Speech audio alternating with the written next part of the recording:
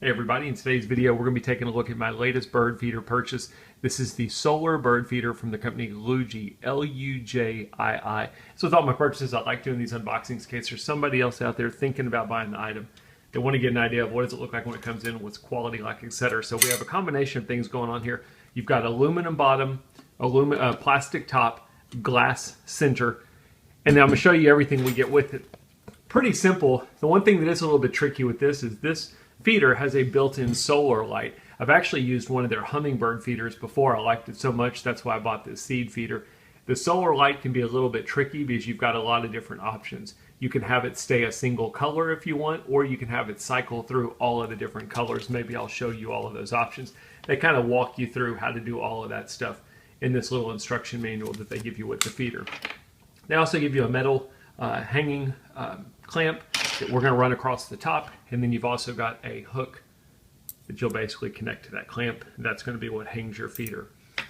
Before we get into the feeder, I did want to show it does have some drain holes in the bottom. It'll let moisture in from the bottom, so it keeps your seed, tries to dry out your seed a little bit, and then if it rains, there's a way for the water to drain through. I also like that a couple of their holes, you can tell the way they're drilled in, it's designed so that the water can drain out. You can see these little indentions in a few of the holes going down, which is good. It's got perches on it. You can fold them for easy storage. You could actually take them off if you wanted to. I'm planning on leaving them on. And then let me show you how you're basically going to use the feeder. If you unscrew the top, this is where I was saying you've got a mechanism. You can turn off the solar light completely. If you don't want to use the solar light, you can simply switch this to off. If you turn it on, then you've got a button over here that you can use to change the different color options that you've got. Solar panel on top, and again, this is all plastic. Let's take a look at the inside of the feeder. It's pretty interesting actually the way they did this. We'll unscrew this from the bottom. So you've got the glass that goes around the outside, and then you've got your seed that goes through the inside. And what's cool about it is it drains out of the bottom.